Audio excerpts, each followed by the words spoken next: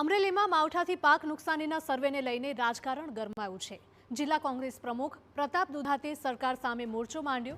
Online એપ્લિકેશનથી સરકાર સર્વે કરીને ગતકડું કર્યું છે તેવું ગણાવ્યું હતું।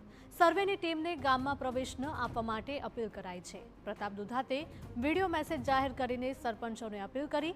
ખેત પાકોને થયેલી નુકસાની મુદ્દે કોંગ્રેસ આક્રમક છે।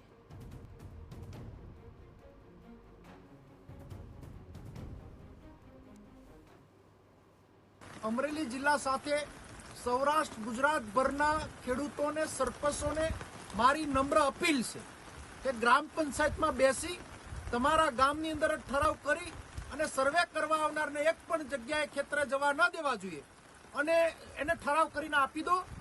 સરકાર ગતકડા બંધ કરે ને ખેડૂતના દેવા માફ કરે। ખેડૂતોએ પણ જાગવું પડશે। કોંગ્રેસના ધરણા કાર્યક્રમ અંગે ભાજપની પ્રતિક્રિયા સામે આવી। કોંગ્રેસે ખેડૂતો માટે કંઈ કર્યું નથી એટલે તેમને અંદાજો નથી। પાક નુકસાનીમાં કોંગ્રેસ 50%એ પણ સહાય નહોતી કરતી। ભાજપના શાસનમાં 33% નુકસાનીમાં પણ સહાય અપાય છે। અગાઉ કોંગ્રેસ હોળી પછી ખેડૂતોને ચૂકવણી કરતી હતી। ભાજપની સરકારે જણસની ખરીદીમાં યોગ્ય વધારો પણ કર્યો છે। તાજેતરમાં જ 900 કરોડથી વધુનું પેકેજ સરકારે જાહેર કર્યું છે। ખેડૂતોને તમામ પ્રકારની મદદ થાય તેવા પ્રયાસો હાલ પણ ચાલુ છે। જેમણે વર્ષો સુધી એમના સમયમાં ખરીદી જ નહોતી કરી, થોડી ઘણી જે ખરીદી કરી હતી એ છે એ ઉત્તરાયણ પછી ખરીદી કરતા હતા, હોળી પછી પૈસા આપતા હતા।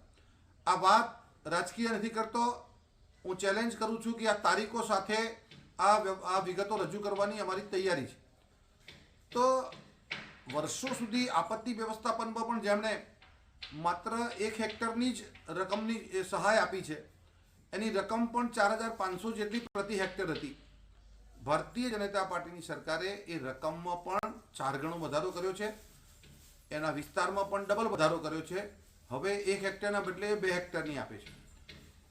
50% નુકસાન થાય ત્યારે જ કોંગ્રેસ આપતી હતી, આજે 33% નુકસાને પણ ભાજપ સહાય આપે છે।